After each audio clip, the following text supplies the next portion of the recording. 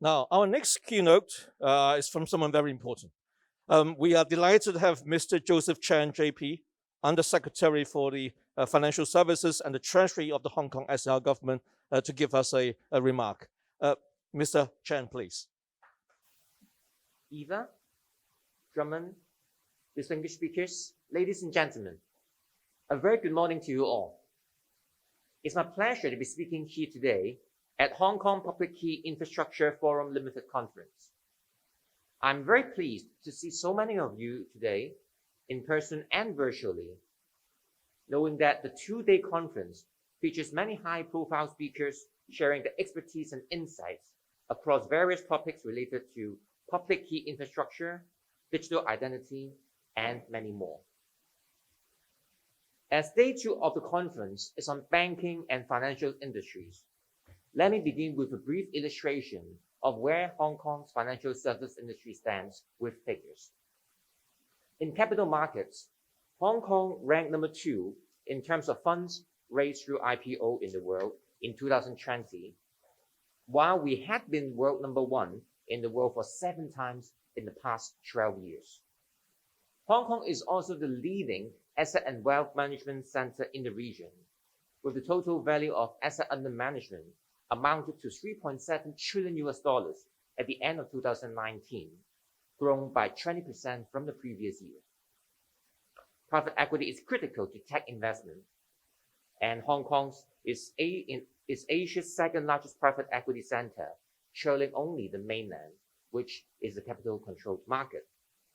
In the insurance business, Hong Kong ranks number 1 in Asia in terms of both the concentration of insurers and insurance density. Indeed, Hong Kong is Asia's leading international financial center. The title of today's conference is Evolution and Localization of Public Key Infrastructure and Digital Identity. It goes without saying that technology can be an important driver for growth, but the same advances in technology can also be disruptive in nature, bringing fundamental changes to the structure of our industry and the future employment opportunities. At the same time, fintech brings many new opportunities across new products and new services. To maintain our position as Asia's international financial center, Hong Kong needs to embrace and capture such opportunities, and the government is determined to act as a facilitator and a promoter to develop fintech in Hong Kong. Here in Hong Kong, we have been proactively building new financial infrastructure to facilitate fintech development.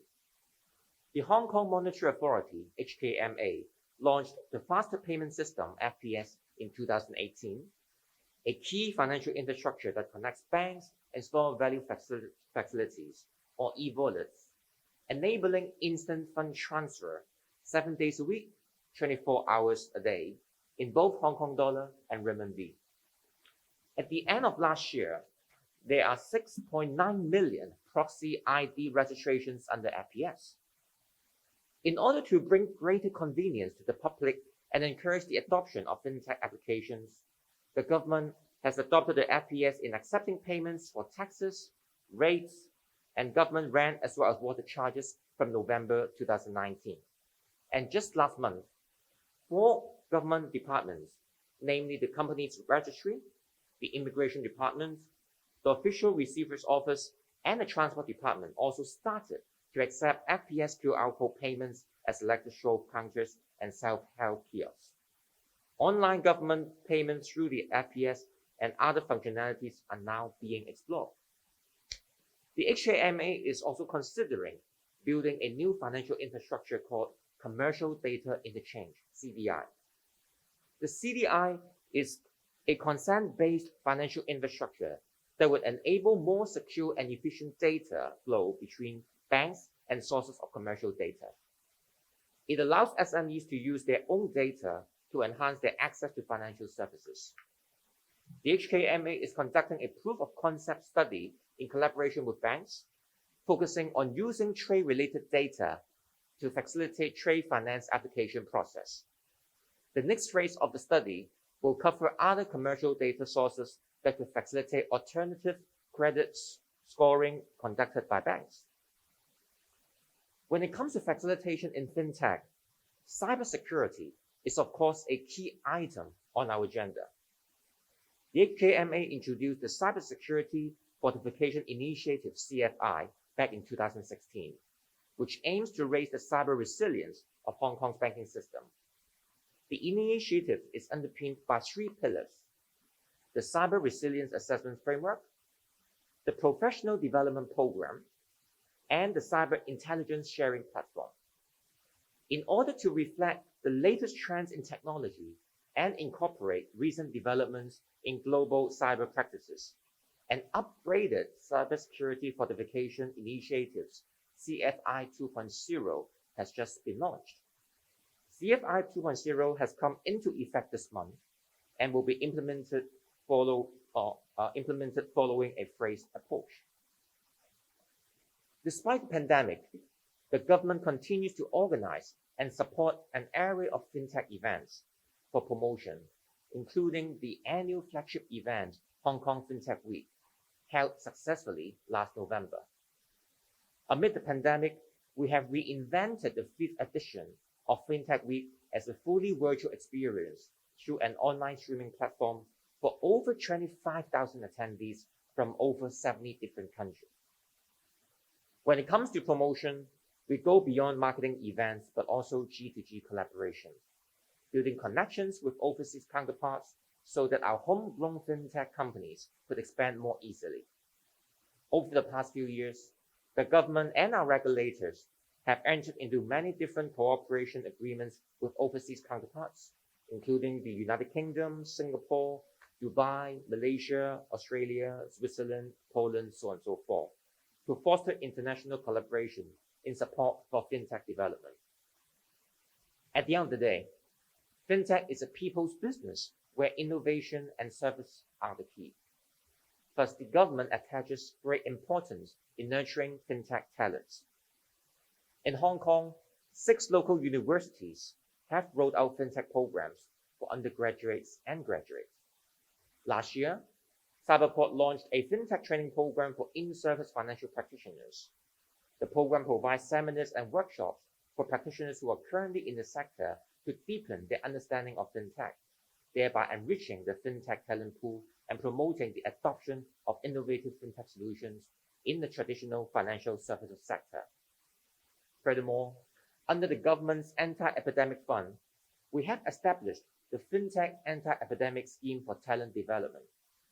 The scheme provides financial assistance to local companies engaged in the fintech sector to create new jobs, with a quota of 1,000 new positions over a year. Ladies and gentlemen, the fintech ecosystem in Hong Kong continues to grow in the last few years. Hong Kong is now the home to over 600 fintech companies. In fact, Hong Kong has one of the highest consumer fintech adoption rates in the world.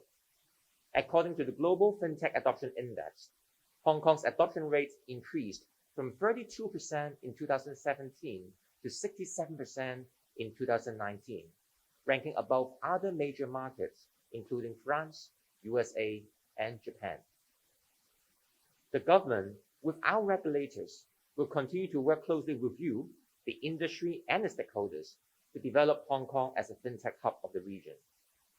One recent announcement made just earlier this month was on the details of the Fintech Proof of Concept Subsidy Scheme, with a view to encouraging traditional financial institutions to partner up with fintech companies to conduct proof of concept projects on innovative financial service products, where each eligible project will be provided a maximum direct one-off grant from 100,000 to 150,000 Hong Kong dollars for putting forth and testing various innovative and practical fintech solutions and products. Before I leave you to the packed program of today's conference, I would like to thank the Hong Kong Public Key Infrastructure Forum Limited for organizing today's conference. And I would like to express my gratitude for its continuous effort in enhancing public and industry awareness of the importance of public key infrastructure products and services, as well as promoting the adoption of public key infrastructure products and services for securing e-commerce activities both locally and globally. On this note, I wish you all an an enjoyable experience for the rest of today's conference, and a healthy, rewarding new year. Thank you.